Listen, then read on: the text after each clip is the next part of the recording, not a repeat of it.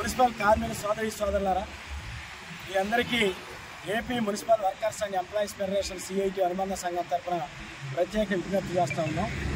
మార్చి నెల జీతాలకు సంబంధించి ఇప్పటిదాకా మన కార్మికులకి రాలేదు చేతికి.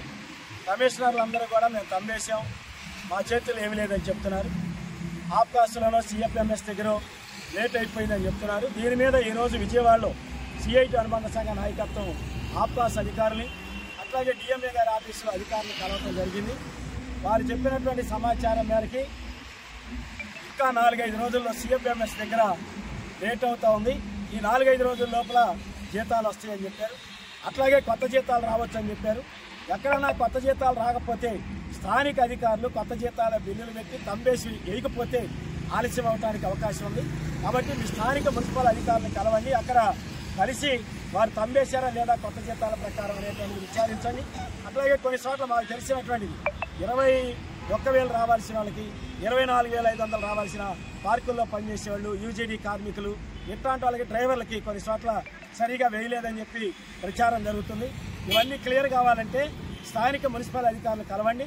స్థానిక మున్సిపల్ అధికారులు సిఎఫ్ఎంఎస్ కానీ ఆప్కాస్కు పంపినటువంటి లిస్టులు తీసుకుంటే దానిలో నిర్దిష్టంగా తెలుస్తుంది.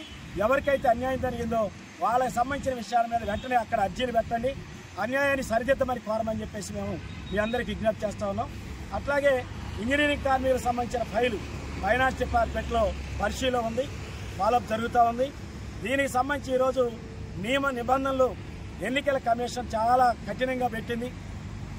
ఏ జీతాలు ఇవ్వాలన్నా ఫైనాన్స్లో కదలాలన్నా ఎన్నికల కమిషన్ ఆదేశాలు లేకుండా కదలటానికి వీల్లేదనేటువంటి పద్ధతిలో ఈరోజు కేంద్రంలోని బీజేపీ సారథ్యంలో ఉన్నటువంటి ఎన్నికల కమిషన్ నిబంధనలు విధిస్తున్నారు.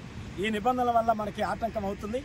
ఏమైనా దాన్ని కూడా ఎన్నికలు అయిన తర్వాత ఈ నిబంధనలు తొలగిపోయిన తర్వాత వెంటబడి ఆ జీవో తీసుకురావడం కోసం ఆ శాయశక్తుల ప్రయత్నం చేస్తాం.